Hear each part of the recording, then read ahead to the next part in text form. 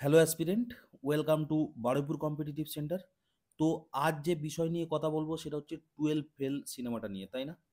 তো এই সিনেমাটা প্রথমে আর কি মানে এতে বের করে, মানে সিনেমা হলে আসে, তারপরে এখন ওটিটিতে চলে এসেছে, এখন খুব চর্চিত, তাই না? সবার খুব ভালো লেগেছে, ভালো লাগার মতোই সিনেমা।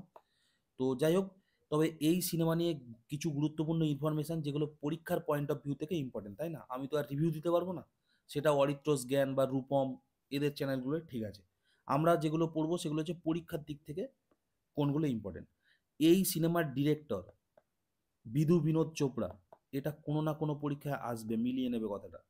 ঠিক আছে, ঠিক যেমন কাশ্মীরি ফাইলসের ডিরেক্টরটা খুব আসছিল, এটা আসবেই আসবে। এই সিনেমাটা কিন্তু প্রচণ্ড চর্চিত সিনেমা, এবং আইএস মানে আইপিএস এর উপরে সিনেমাটা তো, তো সুতরাং এটা কিন্তু সিভিল সার্ভিসের উপরে কিংবা মানে যারা লোক আছে আর কি সিভিল সার্ভিসের, তো তাদেরও কিন্তু এটা চোখে পড়বে এই সিনেমাটা, তাই না? সুতরাং এই সিনেমাটার ডিরেক্টর কিন্তু আসবেই। এইবারে দেখো, কোশ্চেন যদি একটু কঠিন করে, এই সিনেমাটা কিন্তু অ্যাকচুয়ালি তো তোমরা তো সবাই জানো, এই যে মনোজ কুমার শর্মা আর শ্রদ্ধা ম্যাডাম, আমি টাইটেলটা ভুলে গেলাম ওনার, তো এনাদের দুজনার তো রিয়েল লাইফ স্টোরি, তাই না? এই রিয়েল লাইফ স্টোরির উপরে এনারই দুজনার মানে একটা কমন ফ্রেন্ড আর কি, তার নাম ছিল অনুরাগ পাঠক। সে একটা বই লিখেছিল, সেই বইটার নাম হচ্ছে 12 ফেল আইপিএস। বুঝতে পারলে? তো এই বইটাও কিন্তু বেস্ট সেলার ছিল, এখানে দিয়ে রেখেছে দেখো, 1 নম্বর সেলার ছিল। তো এই বইটার উপরই বিধু বিনোদ চোপড়া কিন্তু এই সিনেমাটা মানে বানালো। সুতরাং এটাও কিন্তু পরীক্ষায় আসতে পারে। এই যে বইটা বেস্ট সেলার বই, তো আসতেই পারে। সুতরাং এই বইটার লেখককে, অনুরাগ পাঠক, এটাও মনে রাখতে হবে। বুঝতে পারলে? তো যাই হোক, তোমরা সিনেমাটা অনেকে দেখে নিয়েছো, আর যদি না দেখে থাকো তাহলে অবশ্যই দেখবে আর কি। আমরা হলে গিয়ে দেখেছিলাম, আমাদের ছাত্রছাত্রীদেরও মানে বলা হয়েছিল যে তোমরা হলে গিয়ে দেখো। এই টাইপের সিনেমা হিট না হলে কোন টাইপের সিনেমা হিট হবে, তাই না? এই সিনেমার যে একটা মোটো ছিল রিস্টার্ট, মানে একবার ফেল করে যাচ্ছে আবার রিস্টার্ট করতে হবে, তাই না? এগুলোই তো অ্যাকচুয়ালি মানুষকে একটু হলেও মানে মানে মোটিভেট করে, তাই না? একটা রিয়েল লাইফ স্টোরি, মোটিভেশন তো এগুলোই। তো যাই হোক, মোটিভেশন এখন খুব বিক্রি হয়। তো এখন এনাদের মোটিভেশনটা অ্যাকচুয়ালি রিয়েল মোটিভেশন, তো দেখতে ভালো লাগে। তো মানে চোখের সামনে একটা ঘটনা ঘটছে যেটা একজনের সাথে ঘটেছে, তো সেগুলো দেখতে ভালো লাগে। যারা দেখোনি তারা দেখো, ভালো লাগে, তাই না? তো যাই হোক, সিনেমা নিয়ে আর বেশি কথা বলবো না। তো এনার যে অ্যাক্টর ছিল, তাই না, বিক্রম মেসি, যে হচ্ছে এই মনোজ স্যারের মানে ক্যারেক্টারটা করেছে, এই বিক্রম মেসি রিভিল করেছে এবারে অস্কারের দৌড়ে 12 ফেল যাবে, মানে কি, অস্কারে পাঠানো হবে 12 ফেল সিনেমাটাকে। সুতরাং নমিনেশন পাবে, আর এ যদি অস্কারে যায় তাহলে কিন্তু এটা কনফার্ম যে 96তম অস্কারে ভারতে একটা অস্কার আসছে। বোঝা গেল যে 96তম অস্কার অ্যাওয়ার্ডে ভারতে আসবে। কারণ 12 ফেল সিনেমাটা কিন্তু মানে হিলিয়ে দেওয়ার মতো সিনেমা, তাই না? সুতরাং অস্কার কিন্তু এই সিনেমা নিয়ে আসবে যদি যায়। কারণ ইন্ডিয়া থেকে অনেক ভালো ভালো সিনেমা পাঠানো হয় না, এটা হচ্ছে মুশকিল, তাই না? সেই লাস্ট বারে একবার জালিয়ানওয়ালাবাগের উপরে মানে হয়েছিল সর্দার উধাম সিং, সেটা পাঠানোই হয়নি। তো এটা যদি যায় তাহলে কিন্তু শিওর শট অস্কার একটা আনতে পারে, তাই না? মানে আনতে পারে কি, আনবেই। তো যাই হোক, 96 অস্কার নিয়ে আমি কথা বললাম, তাই না? কিন্তু এখনো পর্যন্ত দেওয়া হয়নি 96, এই সমস্ত পর্ব চলছে, কিন্তু 95টা দেওয়া হয়ে গেছে। আগামীতে যে সমস্ত পরীক্ষা আসছে সেগুলোর জন্য কিন্তু এটা ইম্পর্টেন্ট। তো চলো, 95 অস্কার, ঠিক আছে, 95 অস্কার, তাই না?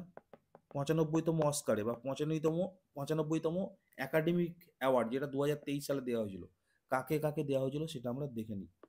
চলো, সেরা অভিনেতা কাকে দেওয়া হয়েছিল? ব্রেন্ডান ফ্রেসারকে, ঠিক আছে? ব্রেন্ডান ফ্রেসার, এই হচ্ছে ব্রেন্ডান ফ্রেসার সেরা অভিনেতা। সেরা অভিনেত্রী কে ছিল? মিশেল ইয়ো, ঠিক আছে, এই হচ্ছে মিশেল ইয়ো। ঠিক আছে, সেরা cinema everything everywhere all at once, ঠিক আছে, এই দেখো এর হচ্ছে এটা একদম কর্নারে দেখো, everything everywhere all at once. যদি নাম মনে রাখতে পারো, এভরি এভরি মনে রাখবে, দেখবে চলে আসবে, অপশানে মেরে দিতে পারবে যে খুব এভরি আছে। আর সেরা ডকুমেন্টারি শর্ট ফিল্ম, এটা আমরা সাধারণত পড়ি না, কিন্তু এইটার ক্ষেত্রে পড়বো, তার কারণ কি, এটা Indian cinema, the elephant Whisper বলে, তাই না? এই দ্য এলিফ্যান্ট হুইসপার, ঠিক আছে, ইন্ডিয়ান সিনেমা, মানে এটা অনেকে দেখে থাকবে, শর্ট ফিল্ম, খুব খুব মানে ভালো সিনেমা আর কি, তাই না? তো আর এই যে মহিলা আর পুরুষটা আসে আর কি, এনাদেরও কাহিনী অনেকে জেনে থাকবে। তো খুব ভালো জিনিস এটা। যাই হোক, তো বেস্ট অরিজিনাল সং হয়েছিল কে?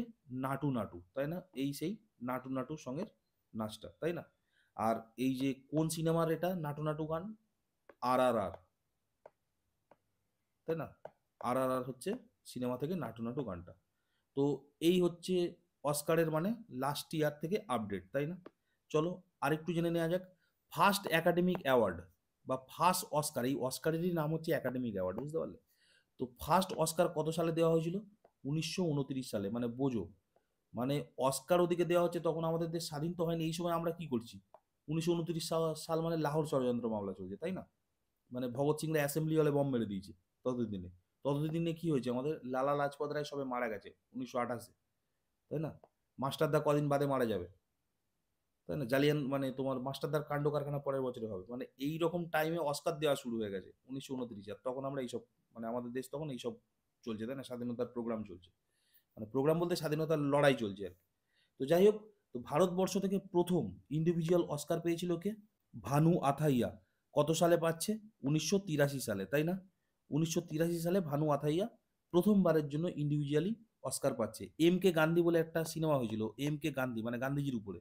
সেই গান্ধীজির যে কস্টিউম ডিজাইনার ইনি ছিলেন, বোঝা গেল? তারপর আমাদের পশ্চিমবঙ্গ থেকে বা ইন্ডিয়ার প্রথম মানে লাইফ টাইম অ্যাচিভমেন্ট অ্যাওয়ার্ড পেয়েছিল সত্যজিৎ রায়, তাই না? 1992 সালে। উনি তখন অসুস্থ ছিলেন আর কি, মানে হসপিটালের বেডে, তোমরা ছবিটা দেখতেই পাচ্ছ, হসপিটালের বেডে বসেই অ্যাওয়ার্ডটা নিয়েছিল। এবং ওনার একটা ভিডিও ক্লিপ অস্কার মঞ্চে দেখানো হয়েছিল, মানে এই যে ক্লিপটাই আর কি অস্কার মঞ্চে দেখানো হয়েছিল, বুঝতে পারলে? তো ইনার মানে এই সময়ের কিছুদিন পরেই উনি মানে আর কি আমাদের ছেড়ে চলে যান। তো যাই হোক, তো ইনি হচ্ছে লাইফ টাইম অ্যাচিভমেন্ট অ্যাওয়ার্ড পেয়েছিলেন সত্যজিৎ রায়, তাই না? আর রহমানের ছবি এখানে কেন দেওয়া? উনি একা এমন একজন ব্যক্তি মানে ইন্ডিয়া থেকে, যে একটা নয় দু মানে দুটো অস্কার পেয়েছে, বুঝতে পারলে? তো এই জন্য এটা ইম্পর্টেন্ট, বোঝা গেল? তো যাই হোক, এই ছিল বিষয়বস্তু 12 ফেল আর অস্কার নিয়ে। তোমরা জানিও কেমন লাগলো এই ভিডিওটা। আর এরকম অনেক ভিডিও আসতে থাকবে, তোমরা পাশে থেকো।